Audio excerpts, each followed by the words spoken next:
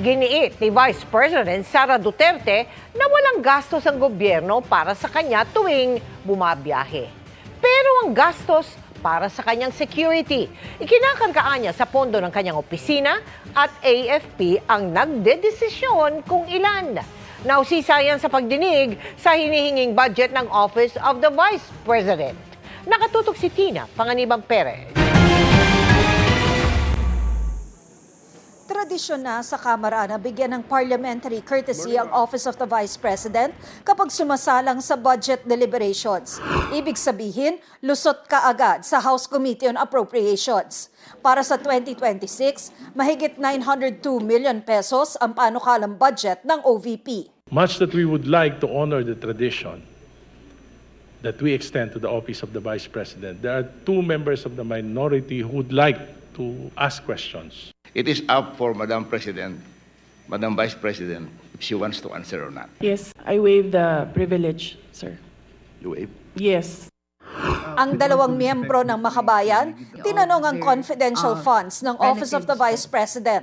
Partikular ang notice of disallowance para sa mahigit 73 million pesos noong 2022. Ano po ang paliwanag doon sa nakapamahagi na kayo ng mga sinasabing reward money noong December 13 pa lamang samantalang hindi pa po lumalabas ang pera ng confidential funds. At ayon sa investigasyon ay 1,322 out of 1,992 names in the OVP ARs submitted to the PSA have no birth records. So kasama po dito yung mga pangalang Mary Grace Piatos, Fernando Tempura, meron pang Chel Jokno. The subject confidential funds is a matter in impeachment proceedings, which is archived, but there is a pending motion for reconsideration in the Supreme Court. I cannot discuss defense strategy. Number 3, I cannot discuss intelligence operations and cannot explain how intelligence operations are done without compromising national security.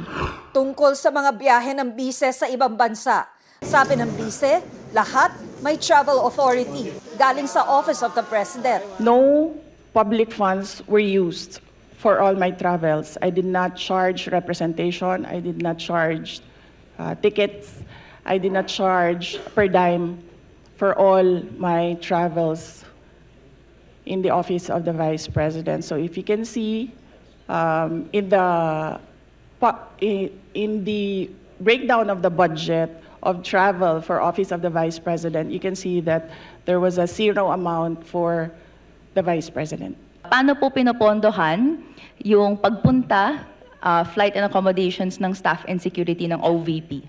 The total for 9 trips for both the security and OVP personnel is 7,473,887.70. Ang merong charge sa Office of the Vice President ay yung security at decision yon ng Armed Forces of the Philippines kung magpapadala, ilan at kung sino. Pero may tanong din ang bise sa isang kongresista. Magpinsan po ba si congressman ko ngayon tsaka si Zaldico?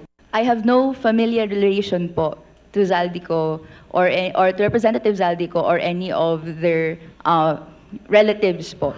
Si Representative Elizalde Co, ang dating chairperson ng House Appropriations Committee na umano'y nasa likod ng lagpas 13 billion pesos na insertions sa national budget noong 2025 ayon kay Representative Toby Chanco. May punto pang nagkainitan ng ilang kongresista. Parliamentary inquiry.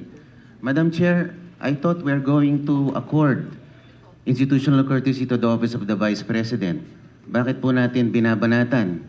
Bakit natin tatanungin? Wala pong Opo. binabanatan But dito. does I not take preclude exception the other members Sandali lang, from making a Congressman manifestation. Tenyo, sandali I lang. take exception to the use of the term binabanatan. Nagtatanong lang po tayo rito at lihitimo naman po ang mga tanong. Matapos ang pagtatanong ng dalawang mambabatas, agad nang tinapos ang budget briefing. Bagamat lusot na sa House Committee on Appropriations ang panukalang budget ng OVP, pwede pa rin itong busisiin ng mga kongresista sa plenaryo. Pero ang sasagot na sa mga tanong, mga opisyal na ng komite. Para sa GMA Integrated News, Tina Panganiban Perez, nakatutok 24 oras.